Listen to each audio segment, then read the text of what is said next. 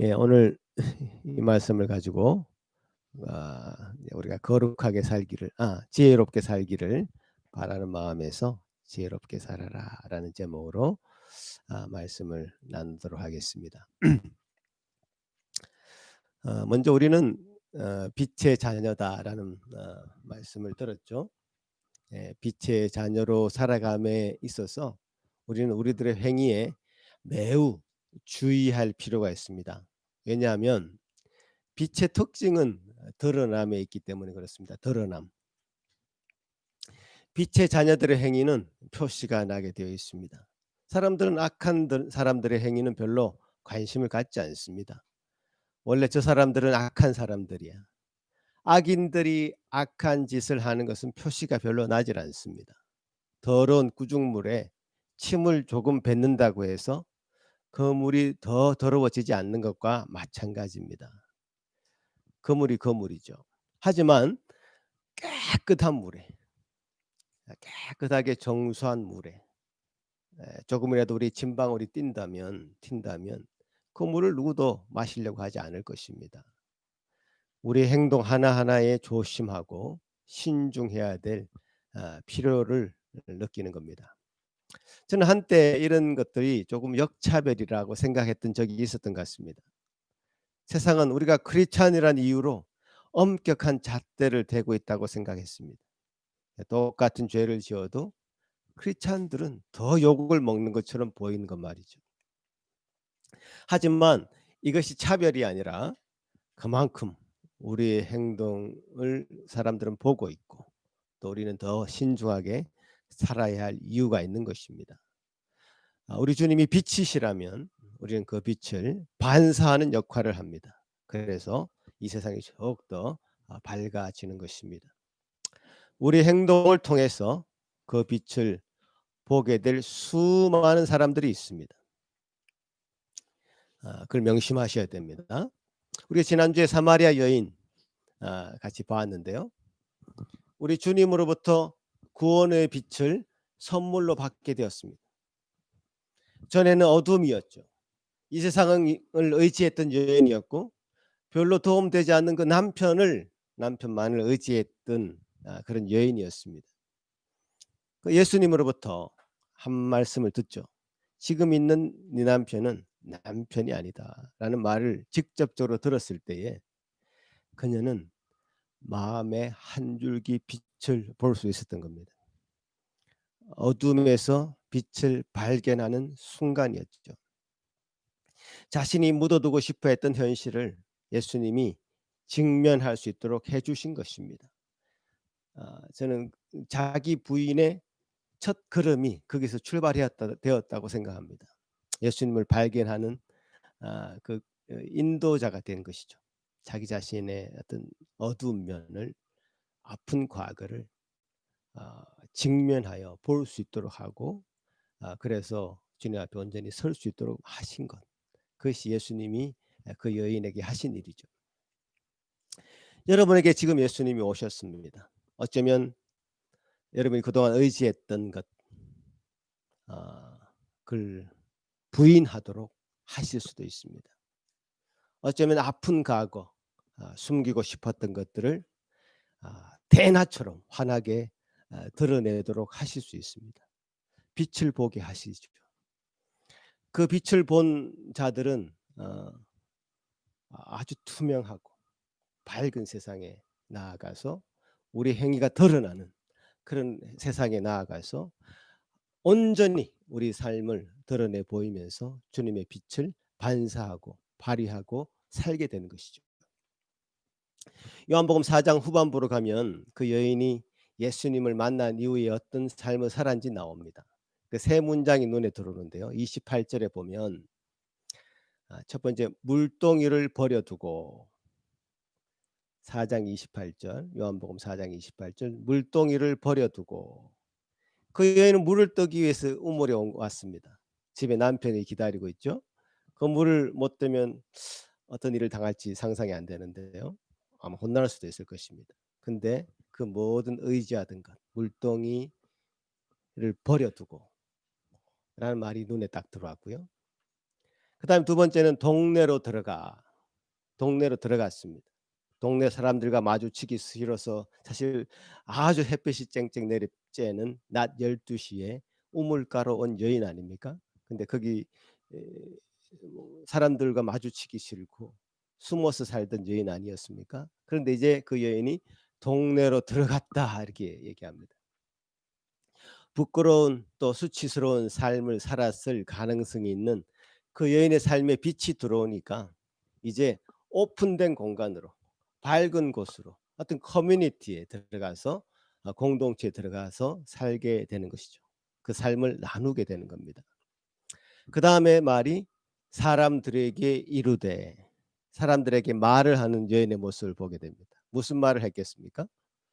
농담 같은 거 했을까요? 그러지 않았겠죠. 예수님에 대한 이야기를 했습니다. 그 한 사람의 삶이 변화된다는 것은 바로 이와 같은 것이죠. 그 사람의 내면이 변화되고 어떤 두려워하는 대상이 바뀝니다. 그때 전에는 사람의 시선 같은 것들이 두려웠는데 더 이상 그런 것들이 우리 두려움의 재료가 아닌 게 되죠. 자신의 마음을 꺼내는 것을 두려워하는 사람이 있습니다. 상처를 받을까 봐. 근데 이제는 더 이상 아닙니다.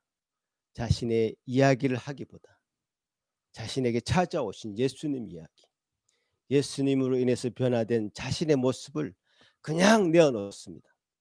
두려움 없이 내어놓는 것이죠. 상처받을 일 없습니다. 사실을 밝히 말하는 것이기 때문에 그렇습니다. 이것이 바로 빛 가운데 사는 자의 모습이죠. 그 마음이 밝은 태양빛으로 비추는 것처럼 밝아 있고 투명해져 있습니다. 이런 자의 모습이 바로 저는 지혜 있는 자의 모습이라고 생각합니다. 오늘 이제 지혜 있는 자로 살아라는 제목인데요. 사실 결론부터 말씀드리자면 잠언 10장 9절처럼 9절에 나온 말씀처럼 여호와를 경외하는 것이 지혜의 근본입니다. 지혜 있는 것. 여호와를 경외하는 자가 경외하는 것이 지혜의 근본이라고 했습니다. 제가 이걸 사자성어로 말씀드리면 여경지근. 예. 여호와를 경외하는 자가 지혜의 근본이다. 예. 여경지근입니다. 예. 외우기 쉽게. 예.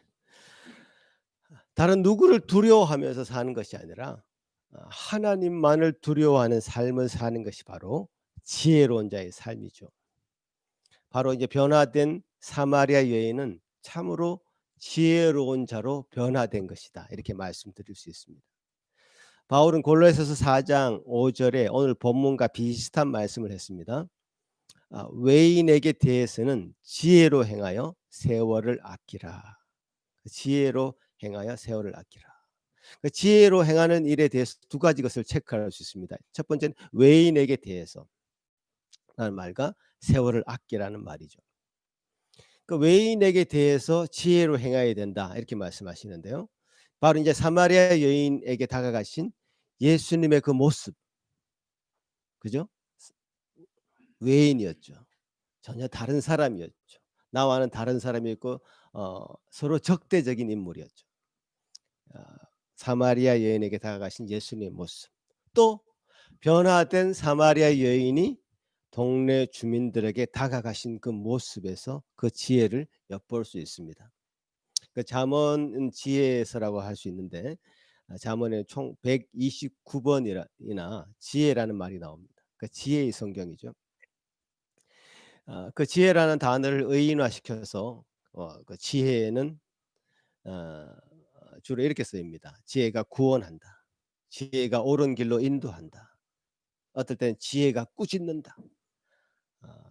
그 지혜가 사람 이름 같기도 한데요.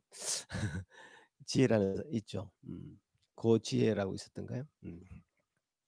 라는 식으로 의인화시켜서 지혜라는 단어를 사용하죠. 그리고 고린도전서 1장 24절에는 오직 부르심을 입은 자들에게는 유대인이나 헬라인이나 그리스도는 하나님의 능력이요 하나님의 지혜니라라고 하시죠. 그러니까 그리스도 자체가 지혜입니다. 여기서 그러니까 잠언의 그 지혜라는 것은 하나님 그 자체, 그리스도 자체죠. 내 안에 내가 죽고 그리스도가 살아 있으면 그 사람은 지혜자가 되는 겁니다. 내가 하는 말을 통해서 그리스도가 높아지고 그리스도가 드러나면 그 사람은 지혜의 말을 하는 자가 되는 겁니다. 지혜는 한마디로 그리스도를 높이는 행위인 것입니다. 그 외인에게 그 지혜가 사용되어야 되는 그 첫 번째 이유죠. 우리가 불신자들에 대해서 우리가 특별히 어떻게 처신해야 될지 굉장히 엿볼 수 있는 대목입니다. 우리가 어떻게 이 세상 사람들을 이길 수 있겠습니까? 이 세상 사람들은 엄청난 지식을 자랑합니다. 사실 철학, 인문학, 지리학, 정치, 경제 등등의 지식으로 그들은 무장되어 있습니다.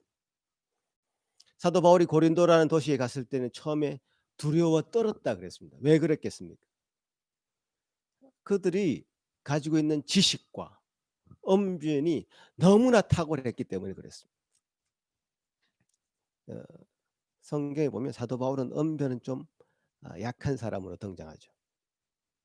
그래서 두려움과 떨림 가운데 고린도라는 큰 도시에 간 것이죠. 그래서 사도 바울은 계속 말을 합니다.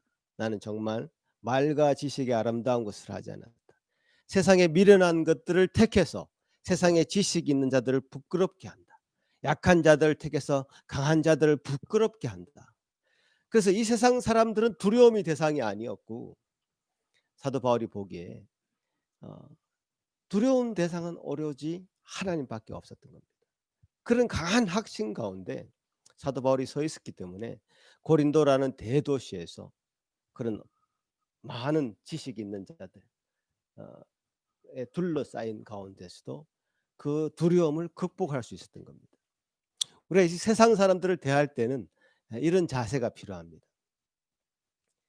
세상 말로 절대 쫄아서는 안 됩니다. 예. 그들 우리 밥줄을 쥐고 있습니다. 어떨 때는 심지어 목숨까지 쥐고 있다 할지라도 우리는 예수 그리스도를 소유한 우리 마음속에 소유한 지혜자라는 사실을 명심해야 합니다.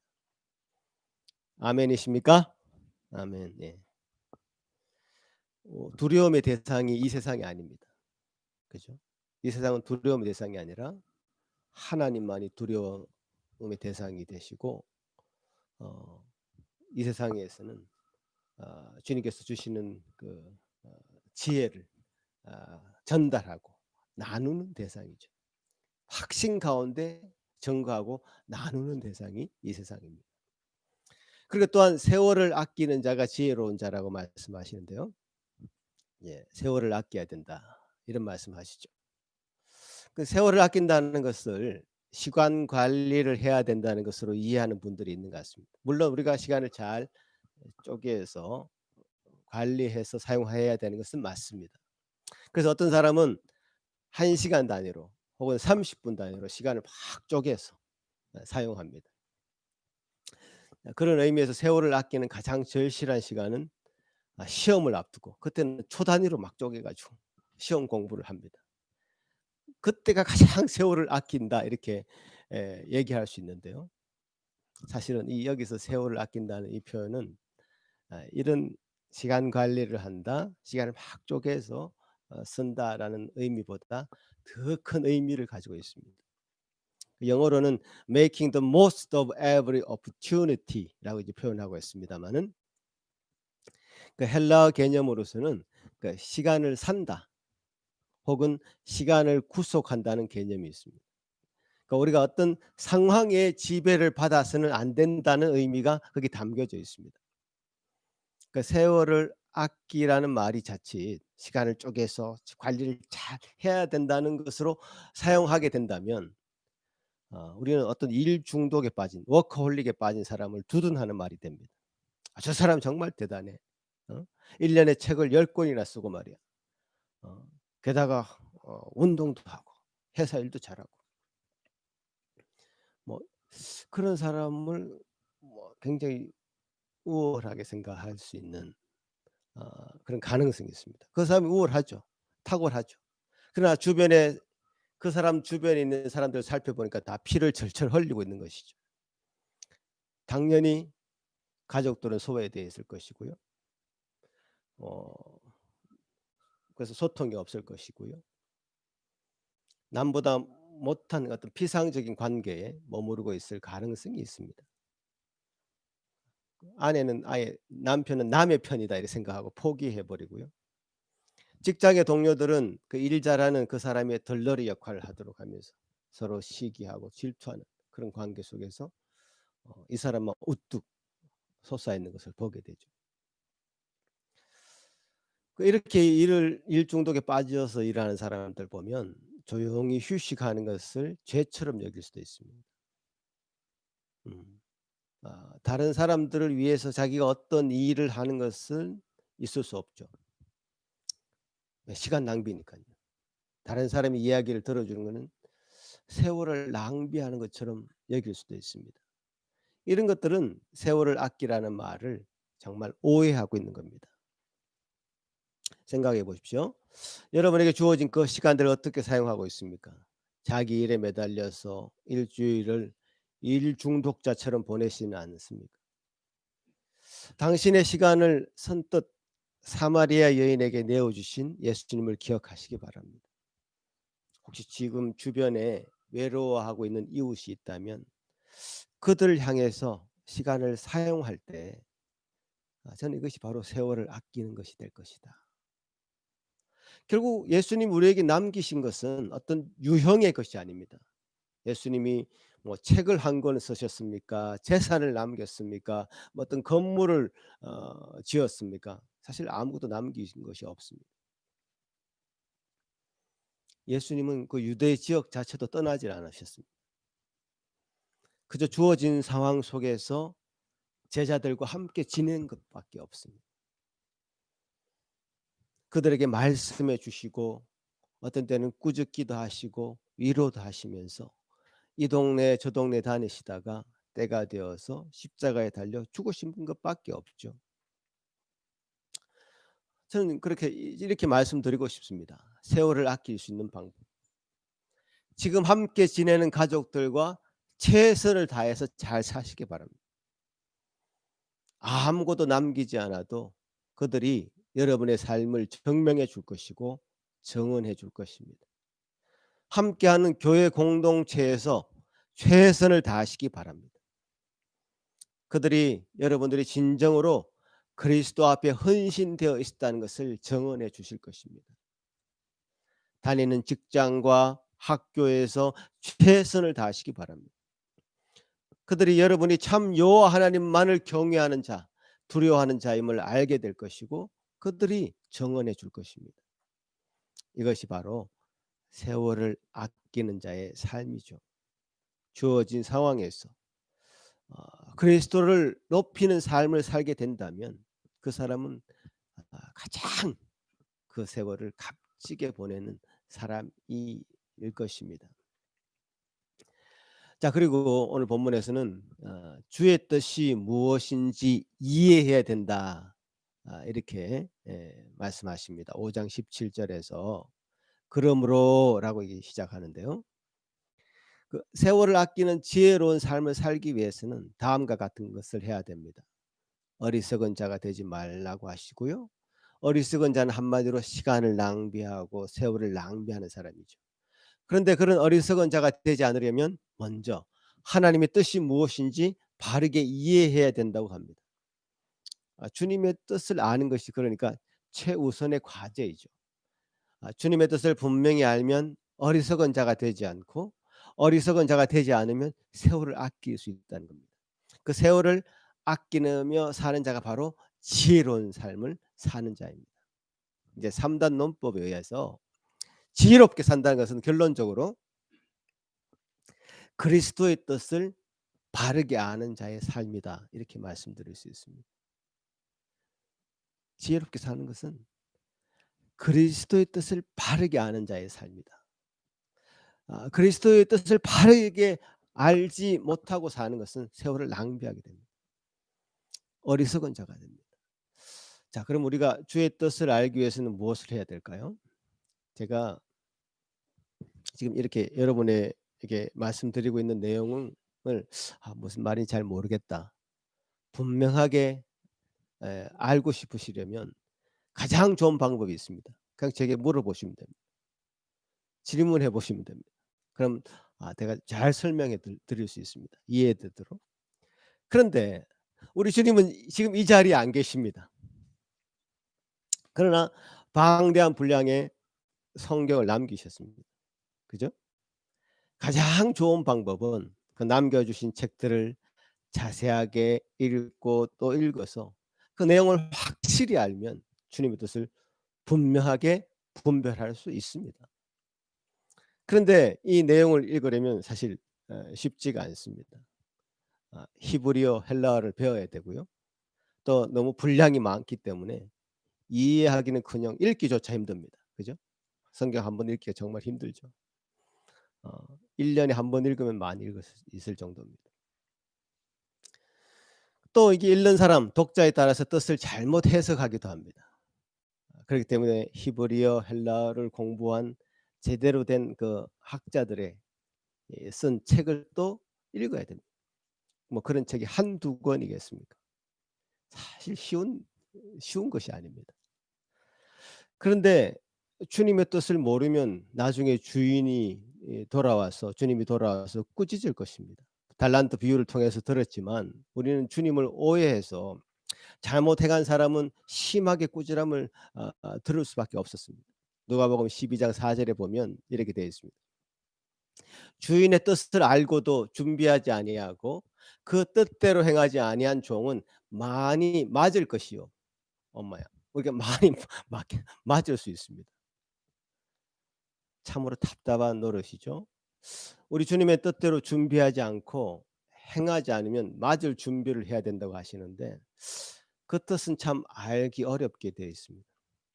여러분은 이 문제를 어떻게 해결하시면 좋겠습니까? 여러분 생각이 있으십니까? 대답해 보시죠. 생각을 해 보십시오. 사실 복잡하게 이야기하면 한없이 복잡해 질 수 있는 문제인데요. 그러나 제가 최대한 단순하게 말씀드려 보겠습니다. 저는 인생은 속도가 아니라 이제 방향성이라고 믿습니다. 예. 어 이 하나님의 뜻을 아는 문제에 있어서 속도의 측면에서 접근하면 안 됩니다. 이제 방향성이 중요합니다. 데살로니가전서 4장 3 절에 보면 하나님의 뜻은 이것이니 너희의 거룩함이라. 다시 한번 데살로니가전서 4장 3 절에 하나님의 뜻은 이것이니 너희의 거룩함이라. 우리가 하나님의 자녀로 거룩해지는 것이 하나님의 뜻입니다. 아주 복잡하게 분량이 많은 이 성경을 읽을 때에 저는 이 한 가지 대전제를 가지고 대하시면 될 것 같습니다. 오늘 하루 한 문장의 성경 구절을 읽었더라고 생각해 보십시오. 과연 그 구절이 나를 더 하나님을 닮아가는 존재가 되어가게 만들고 있는가? 그 성경 구절 한 구절 한 구절이 나를 점점 하나님과 멀어지는 존재로 만들고 있는가? 이게 대전제입니다. 이게 제가 첫 번째 말씀드리고 싶은 부분이고요. 두 번째는 야고보서에서는 또 이렇게 말씀하고 있습니다. 1장 5 절에 너희 중에 누구든지 지혜가 부족하거든 모든 사람에게 후히 주시고 꾸짖지 아니하시는 하나님께 구하라. 그리하면 주시리라. 이제 바로 이겁니다. 우리에게는 지금도 우리를 위해서 어 말할 수 없는 탄식으로 기도하고 계시는 성령님께서 계십니다. 기도하면 그 기도를 들으시는 분이 계신다고 하시는 것이죠. 그리고 그 지혜를 주시는 분이 계시다고 합니다. 여기도 전제가 있습니다. 지혜를 구하라는 겁니다. 다른 물질을 구하라고 말씀하지 않으셨습니다. 기도하는 데에도 어떤 전제가 있다는 것을 명심해야 됩니다. 우리 성령님을 알라딘의 램프의 그 지니로 만들어서는 안 됩니다. 그래서 요한 1서 5장 14절에 보면 그를 향하여 우리 가진 바 담대한 것이 이것이니 그의 뜻대로 무엇을 구하면 들으심이라. 뭐 뭐라고 말씀하셨죠? 그의 뜻대로 무엇을 구하면 들으시겠다. 기도함에 있어서 우리 자신의 욕구가 투영되지 않도록 조심해야 됩니다. 어떤 분은 기도하면서 하나님의 음성을 들었다고 합니다. 그것이 성령님의 기도 응답인지 자기 자신의 내면의 소리가 아닌지 반드시 확인해야 됩니다. 꿈으로 기도의 응답을 받았다고 합니다. 자기의 욕구의 발현이 꿈으로 나타나지는 않았는지 반드시 확인해야 됩니다. 어떻게 확인할 수 있냐고요? 이 모든 것은 다 이 말씀으로 확인해야 됩니다. 그러니까 신중해야 되죠. 이 종합해서 제가 말씀드리자면 우리에게는 이 방대한 분량의 책을 선물로 주셔서 하나님의 뜻을 다 알도록 허락해 주셨습니다. 그 하나님의 뜻을 우리 마음대로 유추하거나 상상하면 안 됩니다. 이 분명한 이 가이드라인을 주셨습니다. 그리고 이 말씀과 함께 우리 주님께 기도하라는 겁니다. 이 말씀과 기도는 실과 바늘과 같습니다. 말씀을 읽지 않고 기도하는 것은 그냥 어떤 대상에게 나의 소원과 욕구와 푸념을 털어놓는 것과 다를 것이 없습니다. 또 우리가 거룩해지시길 바라시는 우리 주님께서는 당신의 뜻을 이 방대한 분량의 책으로 남겨 놓으셨습니다. 그래서 이것을 잘 면밀하게 우리가 읽어야 될 것이죠. 물론 우리가 하나님의 말씀을 잘 못 이해할 수 있고 그래서 오해하는 부분이 있을 수도 있습니다. 그래서 제가 말씀드렸죠. 이 방향성이 맞다면 우리 주님도 용납해 주시고 받아 주실 것입니다. 제가 신학생 때 신학 공부를 하고 있을 때 한 23년 전인 것 같은데요. 설교학을 가르치시던 교수님이 이렇게 말씀하셨습니다. 그 신학교 시절에 설교를 해야 되니 참 부담스럽습니다. 공부하고 있는 학생이 뭘 다 알아서 하나님의 말씀을 전하는 것이 아니지 않습니까? 그래서 누가 어떤 학생이 이렇게 질문을 했습니다. 혹시 설교를 하는 그 전도사님이 성경 해석을 잘못 전달하는 경우에도 성경 해석을 잘못해서 그 전달하는 경우에도 그것이 하나님의 뜻이 전달되었다고 할 수 있습니까? 라고 질문을 했습니다. 여러분 어떻게 생각하십니까? 또 그 교수님 뭐라고 대답하실 것 같습니까? 저는 23년이 지났지만 아직도 생생하게 기억합니다. 그 전도사님이 과연 하나님의 편을 들고 있는 것이라면 그 설교는 하나님의 뜻이다. 이렇게 말씀하셨죠. 그 대전제에서 방향성이 맞았기 때문에 그 설교는 하나님의 뜻이라는 것으로 이해했습니다. 여러분 우리는 참 오늘날 복잡한 시대를 살아가고 있습니다. 무엇이 하나님의 뜻인지 어떻게 해야 지혜롭게 살아가는 것인지 너무나 많은 생각 속에 빠져버릴 수 있습니다. 그럴수록 우리는 생각을 단순하게 가져가야 됩니다. 내가 지금 하나님을 두려워하는가? 아니면 세상의 사람들과 힘들을 두려워하는가? 나는 지금 하나님 앞에서 거룩해지고 있는가? 이런 대전제를 가지고 하루하루 주어진 날들을 살아간다면 그 사람이야말로 지혜로운 삶을 살아가는 자라고 말할 수 있을 것입니다. 사랑하는 산길교회 성도 여러분, 여러분 이미 여러분 마음속에 지혜자를 품고 있습니다. 그 지혜자께서 우리에게 선물로 주신 성경도 있습니다. 여러분이 원하시면 참으로 지혜로운 삶을 살아가실 수 있습니다. 결단하십시오. 주님께서 주시는 그 지혜를 듬뿍 받아서 빛의 자녀로서 빛을 발하는 삶을 살아가시겠다고 가고 싶다고 고백하십시오. 또 이번 한 주간도 앞으로 한 주간도 지혜로운 한 주였다고 다음 주에 고백하시는 저와 여러분이 되시기를 간절히 바라겠습니다. 기도하겠습니다. 아버지 하나님 감사합니다. 우리에게 복된 날 허락하여 주시고 주님께서 우리에게 주신 귀한 말씀을 통해서 다시 한번 우리가 결단하고 주님 앞에 지혜자로 살아갈 수 있는 용기 주시니 감사드리옵나이다. 예수님 이름으로 기도하옵나이다. 아멘.